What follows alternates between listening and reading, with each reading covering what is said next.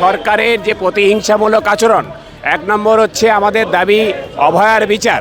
অভয়ার বিচার এখন অধরা 8 মাস হয়ে গেল। 2 নম্বর যেটা হচ্ছে অভয়ার বিচারের দাবিতে যারা পথে নেমেছে, যারা থ্রেড কালচারের বিরুদ্ধে কথা বলেছে, যারা প্রাতিষ্ঠানিক দুর্নীতির বিরুদ্ধে আওয়াজ তুলছে, তাদেরকে ধরে ধরে প্রতিহিংসামূলক আচরণ করছে সরকার।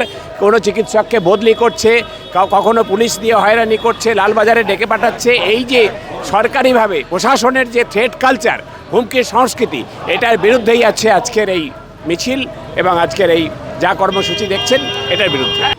1 নম্বর দাবি অভয়ার ন্যায় বিচার চাই।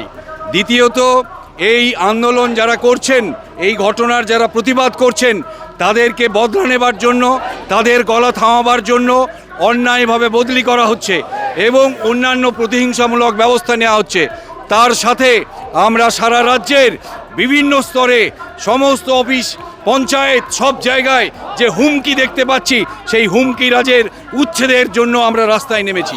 যে ঘটনা গত 9ই আগস্ট ঘটে গেছে, এখন ধীরে ধীরে প্রমাণিত হচ্ছে যে প্রশাসনের মদতে এই ঘটনা ঘটেছে। আরজি করের ঘটনা, আমরা এর উপযুক্ত দৃষ্টান্তমূলক অপরাধীদের শাস্তি চাই এবং এই আন্দোলনের সামনের সারিতে যারা রয়েছে, এই সুবর্ণ গোস্বামী সহ তাদেরকে যেভাবে বদলি করা হচ্ছে, এই স্বৈরাচারী মানসিকতার বিরুদ্ধে আমরা প্রতিবাদ জানাচ্ছি।